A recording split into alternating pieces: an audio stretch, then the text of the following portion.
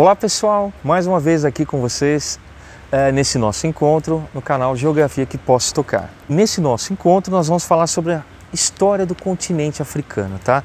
Que foi tido, eu digo foi tido e vou explicar mais pra frente por quê, como o berço da humanidade, tá?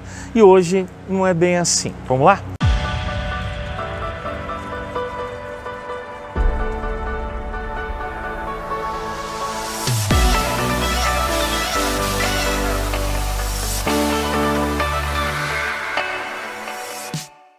A história da África, geograficamente, teve início com a divisão da Pangeia. Gente, há 300 milhões de anos. O que era a Pangeia? Ou seja, o mundo era um continente só. E depois se transformaria em vários outros continentes, tá? O supercontinente Pangeia deu início a dois blocos. Primeiro, Laurásia, que compreende a América do Norte e Eurásia, e Gondwana, tá? Que é a América, que compreende a América do Sul, atualmente, né? África, Índia, Austrália e as ilhas do Pacífico Sul. Então, aquele supercontinente Pangeia deu, né? Resultado, se deslocou e deu origem a esses dois supercontinentes, tá bom? Vamos lá. A semelhança, vamos falar um pouquinho sobre a semelhança entre o Brasil e o continente africano. Ele começou a partir desse episódio. Como assim, professor? As similaridades, ou seja, igualdades, né, encontradas entre as formações rochosas, fósseis de animais e rastros de vegetação. E é muito fácil de entender por quê, né, pessoal? Antes, eles eram um só continente e o Brasil, que é hoje o continente, faz parte do continente sul-americano, estava colado, grudado aonde, pessoal?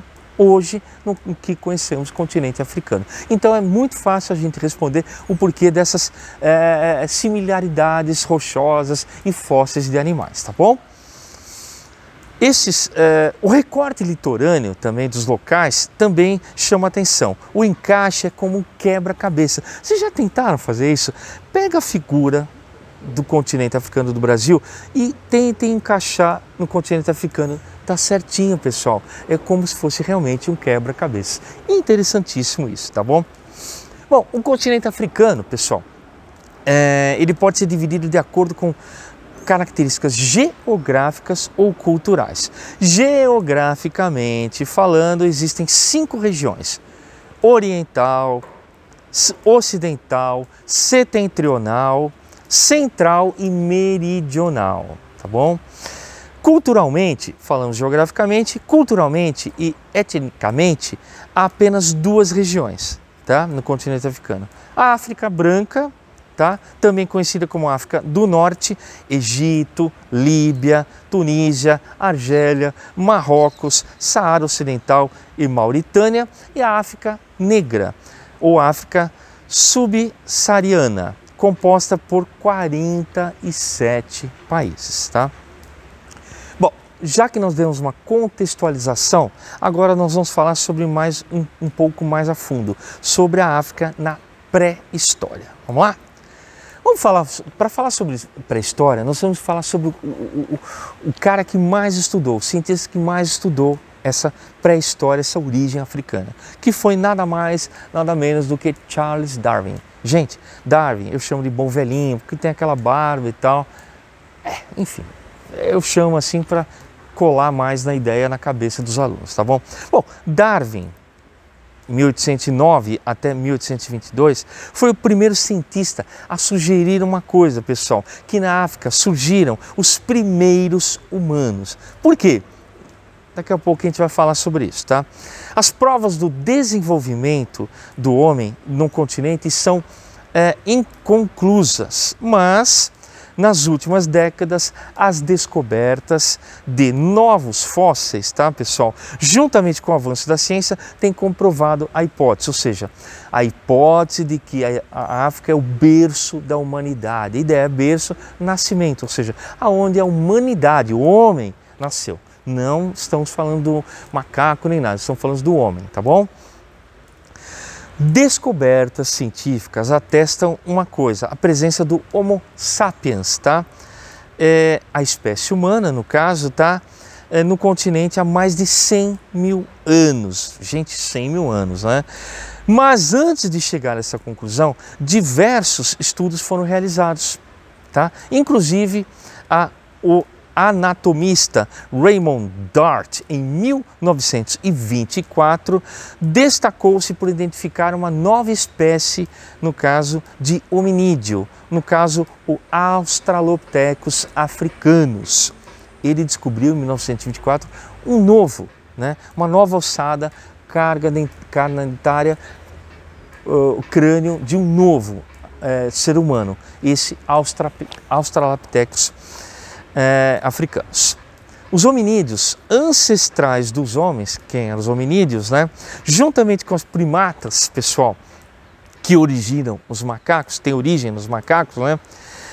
Tem um ancestral comum de acordo com a teoria da evolução. Que teoria da evolução? Do Darwin, de Charles Darwin, tá? O gênero do hominídeo Australopithecus se dividiu, no caso, em diversas espécies. Como? Vou dar um exemplo aqui só de algumas nomenclaturas.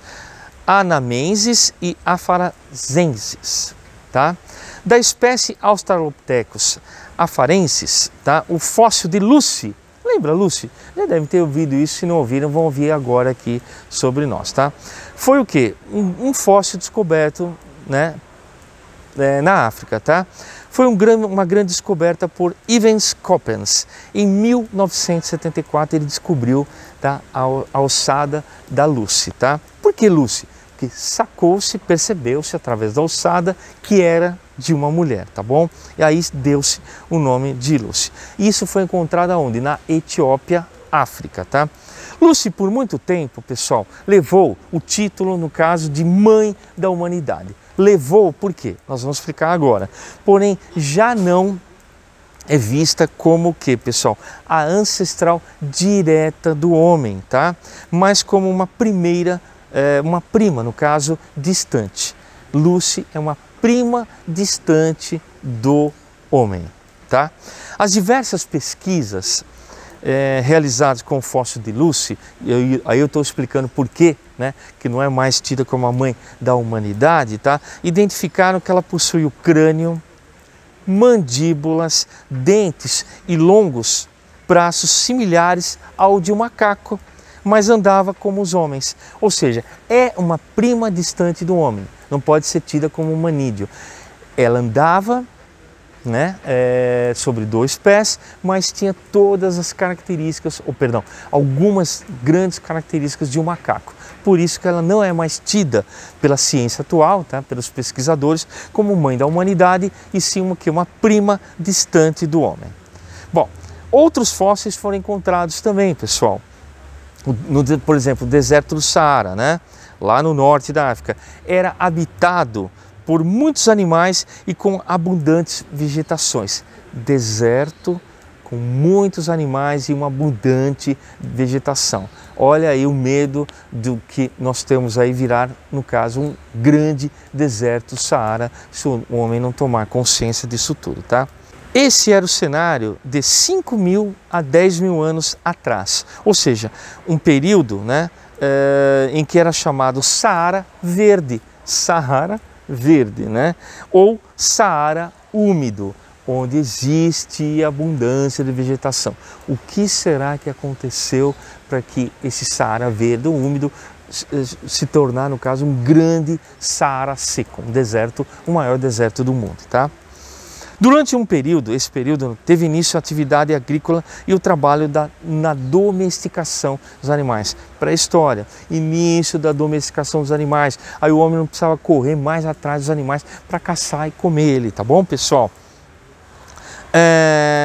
Isso, no caso, há 2.000 anos antes de Cristo. Os agricultores passaram, pessoal, a realizar o cultivo de arroz, alguns tipos de inhame também. Já os agricultores, no caso de porte meridional, perto do meridiano, tá, deram início à pecuária. Pecuária nada mais do que linguagem pré-histórica, domesticação dos animais. Na chamada Idade do Bronze, que corresponde a 1.300 e 700 anos antes de Cristo, tá? E na Idade do Ferro, 1.200 antes de Cristo, houve o desenvolvimento do que, pessoal? das cidades.